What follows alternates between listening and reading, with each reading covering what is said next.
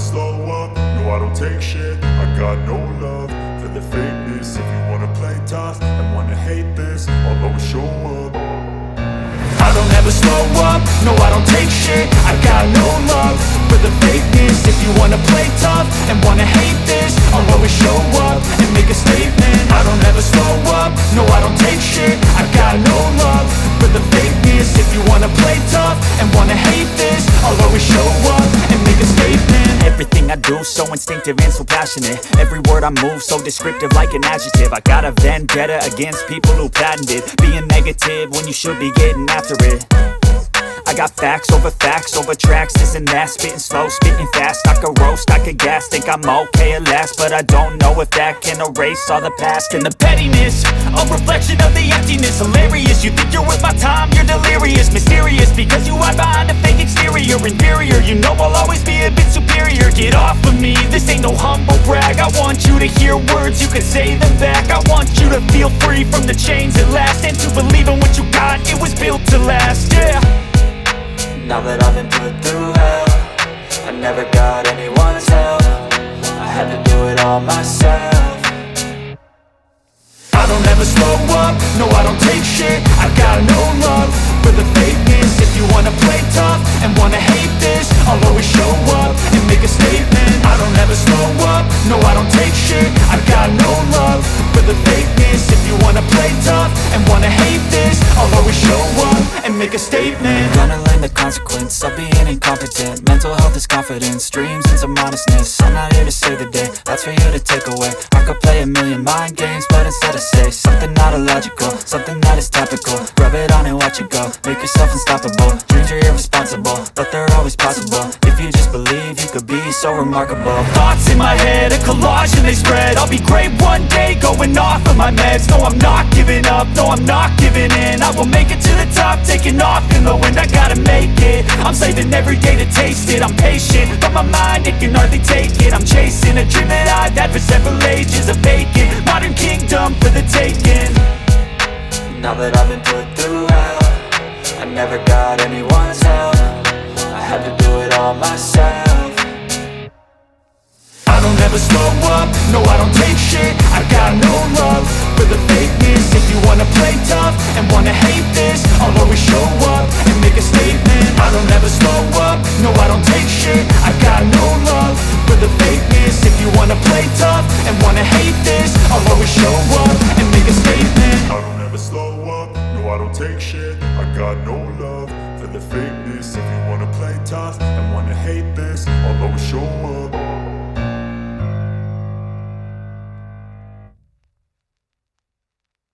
Ayan, namamasyal kami dito. Tsaka yan, yung chapel na yan na maliit doon. Yun, yung sa ano na yan, ang sasakyan tapat. Diyan, nakailang beses kami ni nanay, tatay dyan nag-ano. Maliit pa si Bunso noon eh, 4 years old lang si Bunso noon. So, hila-hila namin si Bunso noon. So, kaya, I love you, tay. So, at nay, I love you din, nay.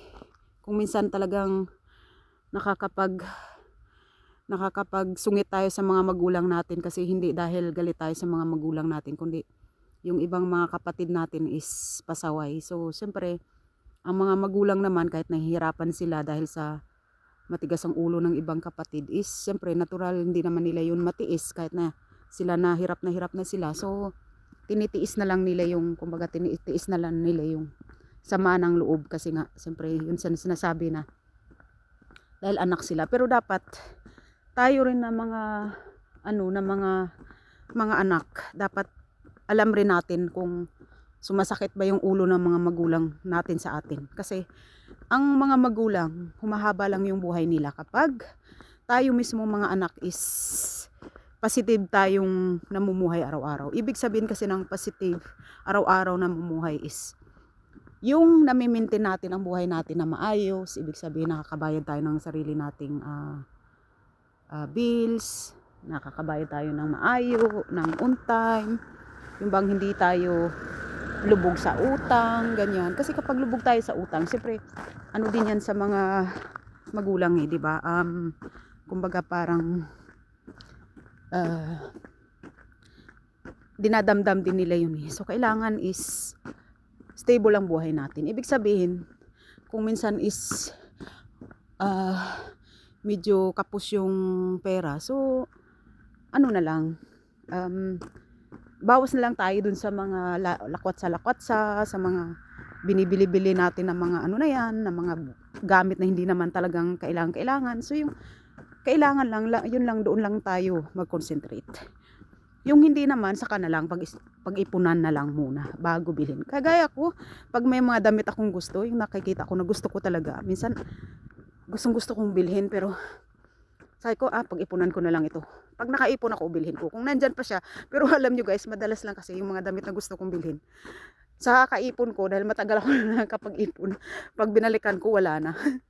So, yun yung nangyayari doon. Pero at least okay lang, kasi minsan, nakakabili naman talaga ako ng gusto kong damit. So, kahit pa paano sabi ko, okay lang kung yung iba na yun na gusto kong bilhin is hindi ko naman na bili, di ano na lang. Ganun lang talaga ang buhay, accept na lang. So, move forward na lang, look forward, and then makakabili pa naman tayo ng mas maganda pa pagdating ng araw. Diba? Sabi nga, luluubin naman yan ng Panginoon. Kung talagang, basta magdasal lang tayo, tsaka huwag tayong magpadala sa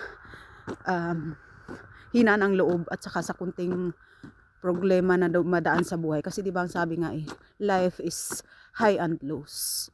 So, sabi nga may pera ka man or wala, dapat pare-pareho lang yung attitude. Dapat hindi masyadong nagsusungit, hindi masyadong nagagalit, di ba? So, para sigurado na yung respeto natin mismo sa sarili natin is nandyan. Hindi tayo nagpapadala sa sakit ng ulo, hindi tayo nagpapadala sa dahil lang sa walang pera, magsusungit na. So, pangit yung ganun, di ba? So, mas maganda talaga yung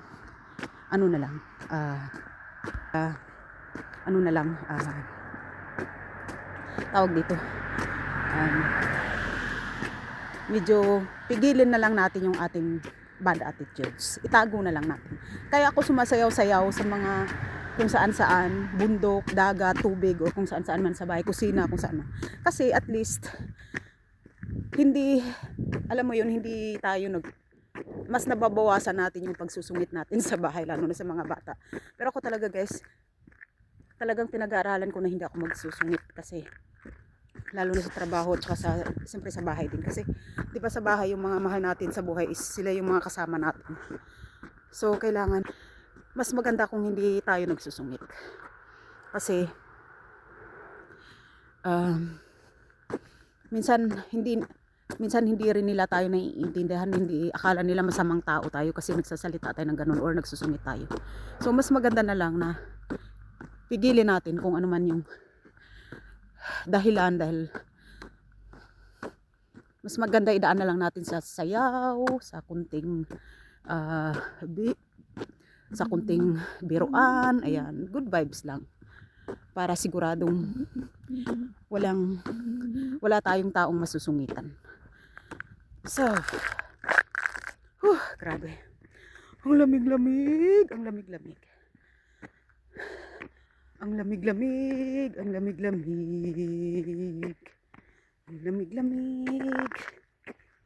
cold. So, daan tayo dito sa snow.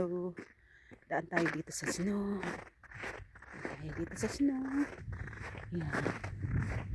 Dahil dyan sa snow field. Ganda, tingnan mong ganda. Sana ganito na lang palagi, kaya lang hindi naman pwede. So ayan, hindi naman pwede na palaging ganyan. So natutunaw talaga yung mga snow.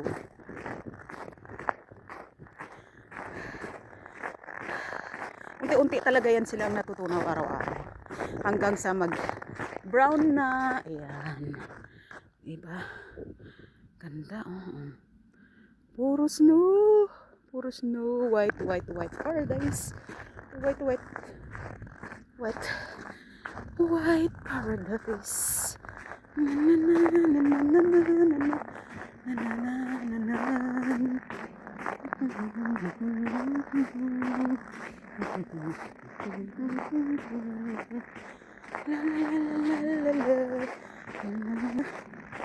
Baliktad. Cute.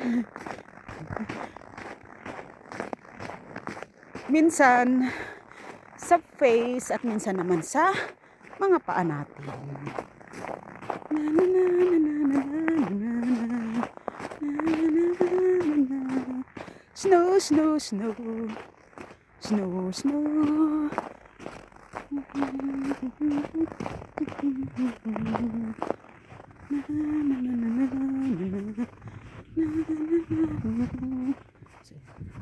Para siyang ano, buhangin. Yun. Parang nasa Boracay lang tayo. Sa Boracay lang tayo. Uhuhu! Hindi nga lang mainit, kundi malamig. White paradise. Thank you guys so much for watching. Happy New Year to all of you guys. And God bless. Bye guys.